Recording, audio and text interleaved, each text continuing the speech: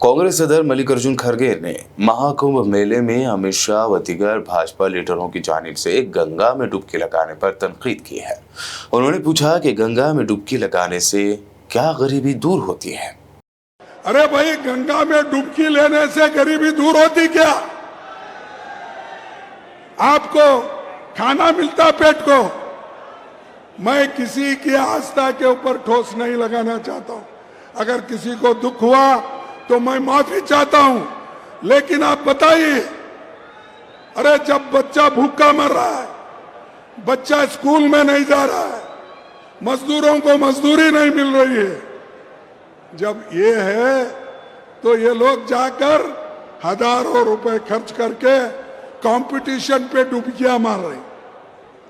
Competition में एक डुबकी मारता दूसरा, और जब तक वो टीवी में अच्छा नहीं आता तब तक डुबकी मारते रहते। ऐसे लोगों से देश की भलाई होने वाले नहीं है। हमारी आस्था भगवान में है, कर सकते हैं, हर एक को आजादी है। तुम रोज पूजा करते हो, घर में हर आदमी हर महिला पूजा करके बाहर निकलती है, कोई एतराज नहीं है। हमको एतराज है गरीबों का जो शोषण हो रहा है धर्म के नाम पर, उनके खिलाफ हमको लड़ना है। कांग्रेस तर्जुमान सुप्रिया श्रीनेते ने वीडियो जारी करते हुए मल्लिकार्जुन खड़गे की जानिब से अमित शाह के कुंभ में डुबकी लगाने पर दिए गए बयान का दिफा किया है। उन्होंने कहा कि कांग्रेस सदर के बयान पर बीजेपी बेकार का हंगामा कर रही है। अगर कुंभ में आस्था है, अगर सनातन संस्कृति में आस्था है, तो पाप और पुण्य में भी विश्वास करना होगा। खड़गे जी ने अपने बयान में ऐसा कुछ नहीं कहा है जिस पर बीजेपी ने इतना बवाल मचाया हुआ है।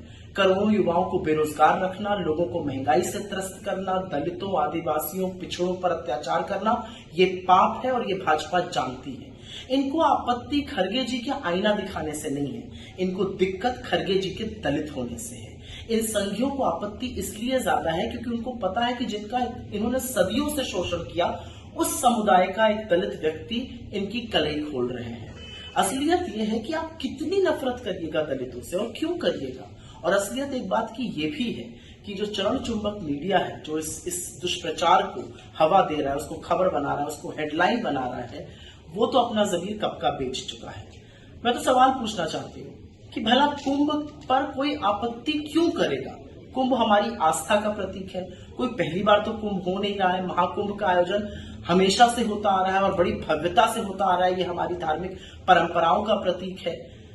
दिक्कत इस बात की है कि हमारी सनातन संस्कृति में भी पाप और पुण्य का यही व्याख्यान है। जब आप करोड़ों लोगों को बेरोजगार रखते हैं, जब ये देश गुर्बत, गरीबी, महंगाई से जूझ रहा है और इस देश का सबसे बड़ा दलित नेता खड़ा होकर उस पर चर्चा करने की हिदायत देते हैं, उस पर ध्यान आकर्षित करना चाहते हैं, तो पूरी की पूरी बीजेपी जुटकर उनके खिलाफ झूठ बोलती है, उनके खिलाफ दुष्प्रचार फैलाती है।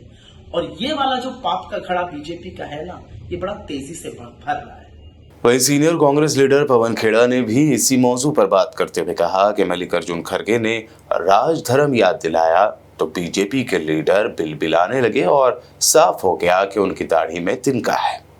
दोस्तों, आज जय बापू, जय भीम, जय संविधान का जो हमारा अभियान चल रहा है, उसके तहत मऊ में, जो कि बाबा साहब अंबेडकर की जन्मभूमि है, वहां एक विशाल जनसभा को संबोधित करते हुए हमारे राष्ट्रीय अध्यक्ष श्री मल्लिकार्जुन खड़गे जी ने राजधर्म याद दिलाया। ये वो राजधर्म है जो अगर महाभारत अगर आप पढ़ेंगे तो भीष्म पितामह ने युधिष्ठिर को याद दिलाया था। कौटिल्य का अर्थशास्त्र अगर आप पढ़ेंगे, उसमें भी राजधर्म की बहुत खूबसूरत व्याख्या की गई है। राजा का धर्म प्रजा के हित में होता है। राजा का धर्म होता है प्रजा की रक्षा करना। राजा का धर्म होता है प्रजा की सारी परेशानियों को दूर करना और भय मुक्त वातावरण देना। उसका पेट भरे, उसके आंगन में तुलसी महके, उसके चेहरे पर मुस्कान हो, यह होता है राजा का धर्म। लेकिन जब से मल्लिकार्जुन खड़गे जी ने राजधर्म याद दिलाया, मल्लिकार्जुन खड़गे जी ने कहा कि धार्मिक रीतियों के पीछे छिपकर आप राजधर्म से बच के भाग नहीं सकते, वो सबसे बड़ा अपराध होता है, वो पाप होता है। तब से भारतीय जनता पार्टी के तमाम लोगों की दाढ़ी में तिनका है, सब बिलबिला रहे हैं।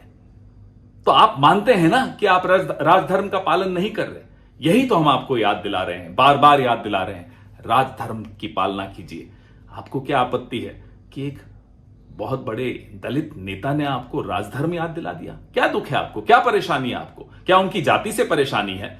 जो उन्होंने कहा वो तो हमारे वेदों ने कहा है, जो उन्होंने कहा वो तो कौटिल्य का अर्थशास्त्र कहता है, जो उन्होंने कहा वो महाभारत कहती है, जो उन्होंने कहा आप जिसको बहुत पढ़ते हैं, जिसको आप संविधान से भी ज्यादा महत्वपूर्ण मानते हैं, मनुस्मृति भी कहती है।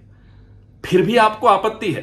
तो हम यही मानते हैं कि आपको मल्लिकार्जुन खड़गे ने जो कहा उससे आपत्ति नहीं है, आपको मल्लिकार्जुन खड़गे जी की जाति से आपत्ति है। बहुत अफसोस है ये सुनकर। जय भीम, जय संविधान।